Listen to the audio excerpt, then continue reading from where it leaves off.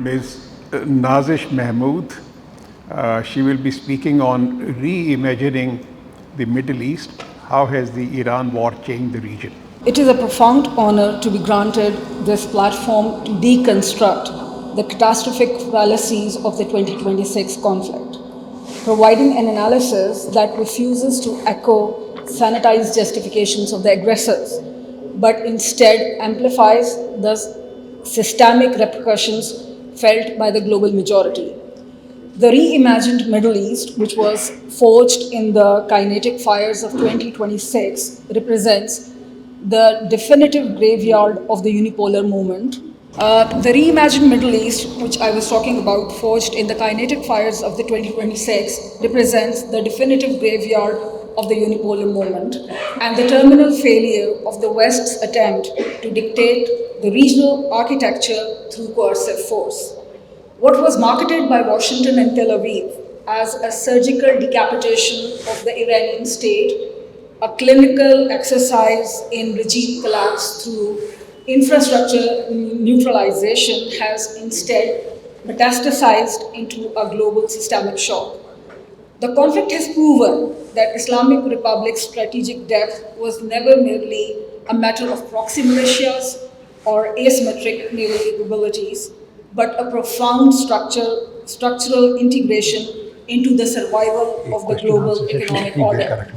By opting for this war of choice, the US has not only failed to achieve its primary political objective of the regime change in Tehran, but has effectively de-Americanized the security architecture and the security calculations of its traditional partners.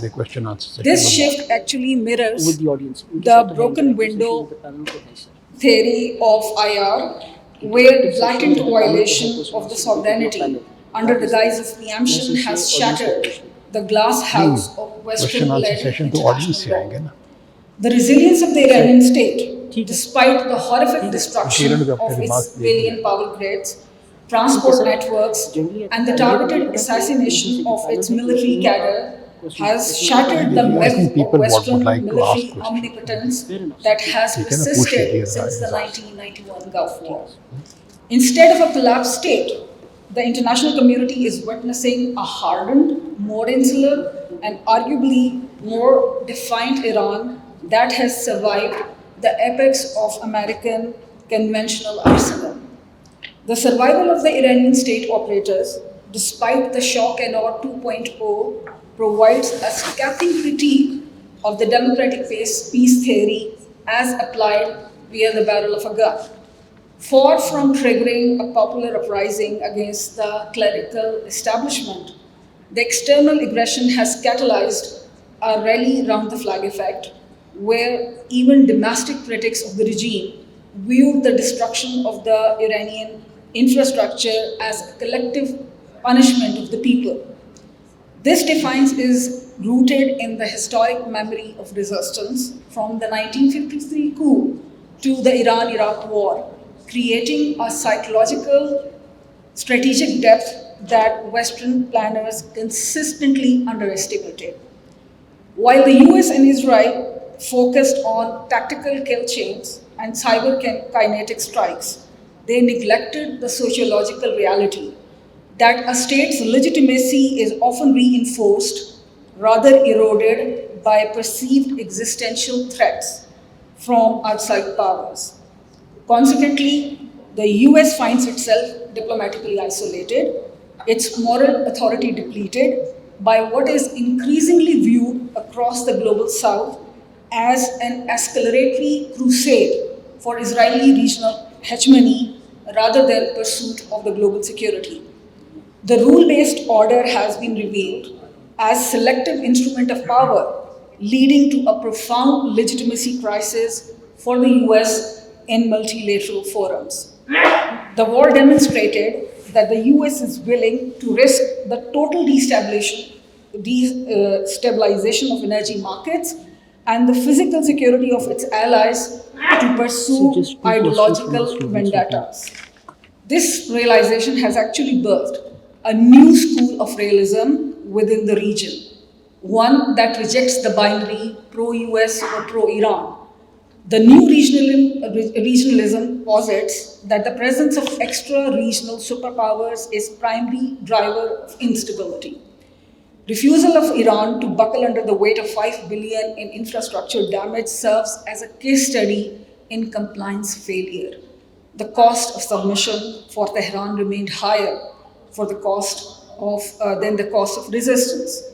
And as the smoke clears, the regional landscape is no longer a canvas for American power projection, but a multipolar environment where survival of the resilient state has become a blueprint for defying Western dictates. The internal American reaction to this strategic failure has been categorized as a chaotic retreat in a toxic synthesis of isolationism and betrayal, a phenomena IR scholars are now identifying as the nativist contraction of a declining hegemon. The current administration's inability to deliver the promised new Middle East, a vision predicated on the total erasure of Iranian influence, has triggered a systemic breakdown in domestic political coherence, most visible in President Trump's increasingly erratic and abusive rhetoric. His public lashings of former regional allies, frequently delivered via late-night digital tirades, have labeled long-standing partners as ungrateful and weak for their refusal to serve as the kinetic front line of American-Israeli interests. This rhetoric is not merely stylistic work. It represents a fundamental breach of the protector-client social contract that has underpinned Middle Eastern security since Quincy Pact of 1945.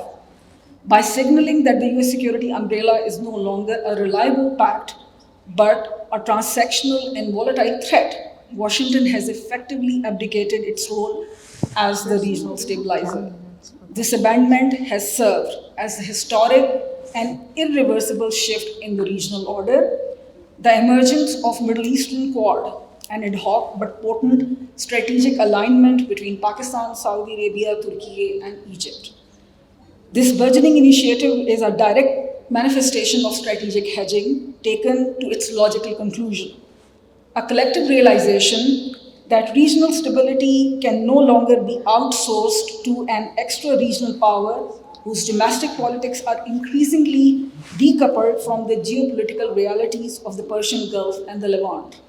This new regional reality is the rejection of the unipolar status quo, replacing it with a regionalist doctrine that prioritizes sovereign stability and the preservation of energy markets over the ideological and escalatory whims of a distant superpower.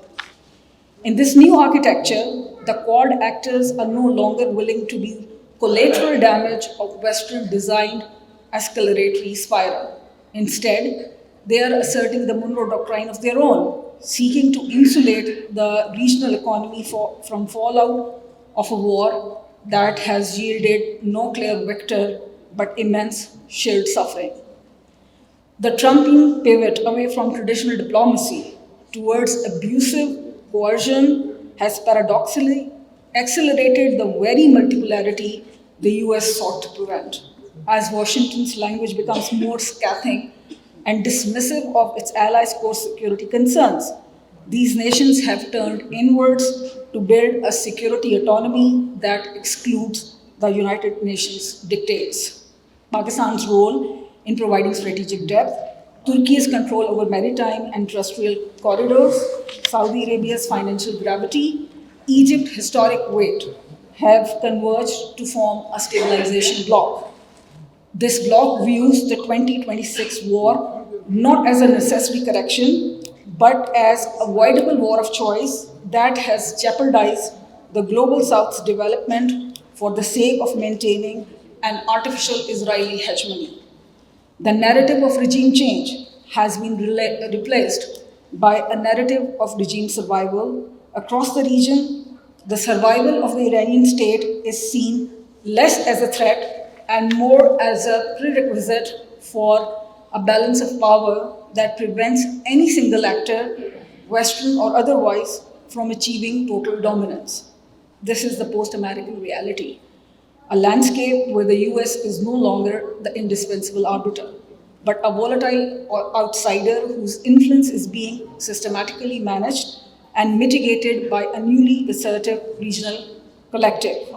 Economically, the war has manifested a catastrophic self inflicted wound for the Western neoliberal order, exposing the fatal fragility of a global energy architecture held hostage by ideological brinkmanship. The closure of the Strait of Hormuz, the jugular vein of the global commerce, and the subsequent 40% spike in Brent crude prices did not merely affect the pump. It triggered a systemic contagion effect that moved through the global economy with the speed of a digital bank run.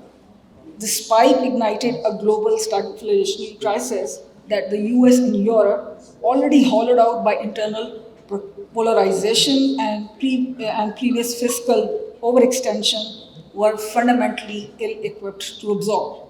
While the Pentagon's tactical planners focused on the kinetic degradation of Iranian power plants and refineries, they failed to account for the complex interdependence that defines the modern age. The destruction of the Iranian industrial capacity was not an isolated event, but a demolition of a key node in the global supply chain, leading to acute shortages in fertilizers and petrochemicals that now threatens the food security of billions across the global south. The narrative marketed by Washington that this was a war of freedom or a necessary intervention for regional stability now rings hollow against the backdrop of 5 billion in pulverized civilian infrastructure and a displaced population exceeding 3 million. This war of choice has revealed the mercantile underpinnings of the US foreign policy, where physical and economic security of the Levant and Gulf was sacrificed to preserve an artificial Israeli hegemony. The international community, led by the rising powers of the Middle East Quad, is no longer reading from the State Department script. Instead, the global center of gravity has shifted towards the mediatory corridors of Ankara, Riyadh, and Islamabad. These capitals have stepped into the vacuum left by forsaken American diplomacy, crafting a ceasefire that is not a surrender, but a functionalist recognition of Iran's survival and the permanence of its regional footprint. This is the definitive end of the status quo, a Middle East that is no longer a sandbox for American power projection, but a multipolar landscape where the cost of hegemony has finally exceeded the benefit of alignment. The world is witnessing the birth of a post-Washington consensus in the region, where primary objective is no longer the containment of a single rogue state, but the containment of the volatility brought by a declining and desperate superpower. The 2026 war has proven that in a world of asymmetric resilience, the traditional tools of Western coercions, sanctions, and shock and awe are increasingly obsolete. The new reality is one of regional ownership, where the survival of the Iranian state acts as a structural anchor against further Western-led destabilization, and where the economic survival of the East is no longer a footnote to the strategic whims of the West. Thank you.